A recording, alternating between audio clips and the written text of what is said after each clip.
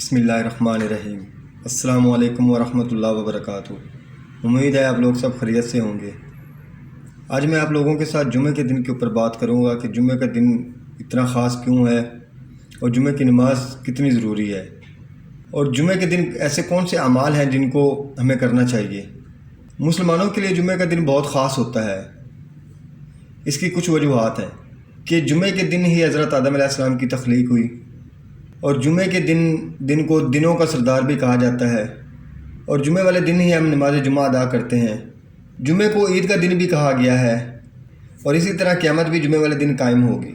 اور جمعے کے دن عصر اور مغرب کے درمیان ایک ایسی گھڑی ہوتی ہے جس میں دعائیں قبول ہوتی ہیں۔ تو ایسی بہت سی خصوصیات ہیں جو جمعے کو اور خاص بنا دیتی ہیں۔ مسلمانوں کے لیے جمعے کے دن ایسے کون سے مسنون اعمال ہیں جن کو کرنا چاہیے، جو نبی پاک صلی اللہ علیہ وآلہ وسلم بھی کیا کرتے تھے۔ جمعے کے دن ہمیں مسواک کرنی چاہیے، غسل کرنا چاہیے، اچھے کپڑے پہننے چاہیے، عمدہ کپڑے پہننے چاہیے، تیل اور خوشبو کا استعمال کرنا چاہیے۔ نماز جمعہ کو ہمیں پیدل جانا چاہیے، مسجد میں جلدی پہنچنا چاہیے، امام کے قریب بیٹھنا چاہیے، خطبہ غور سے سننا چاہیے، سورہ کہف کی تلاوت کرنی چاہیے، اور کثرت سے درود شریف پڑھنا چاہیے، اور دعاؤں کا اہتمام کرنا چاہیے۔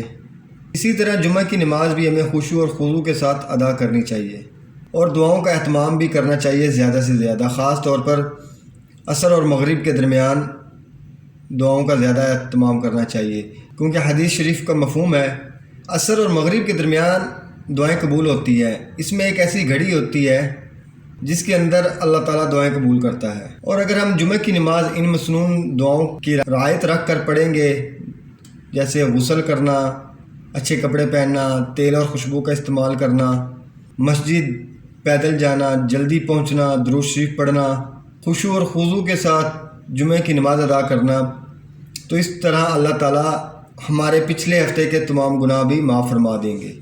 اور جو ہمارے کبیرہ گناہ ہیں، جیسے جھوٹ بولنا، غیبت کرنا، زنا کرنا، یہ کبیرہ گناہ ہیں، اور یہ گناہ توبہ سے معاف ہوں گے۔ ان گناہوں کے لیے توبہ کرنی چاہیے، استغفار کرنا چاہیے، اللہ تعالیٰ معاف فرمائے، اور ان گناہوں سے بچنا چاہیے، تو اللہ تعالیٰ ان گناہوں کو بھی معاف فرما دیں گے۔ اللہ تعالیٰ سے دعا ہے کہ اللہ تعالیٰ ہمیں ان اعمال کرنے کی توفیق عطا فرمائے، اور نماز جمعہ خشوع اور خضوع کے ساتھ ادا کرنے کی توفیق عطا فرمائے۔ آمین یا رب العالمین۔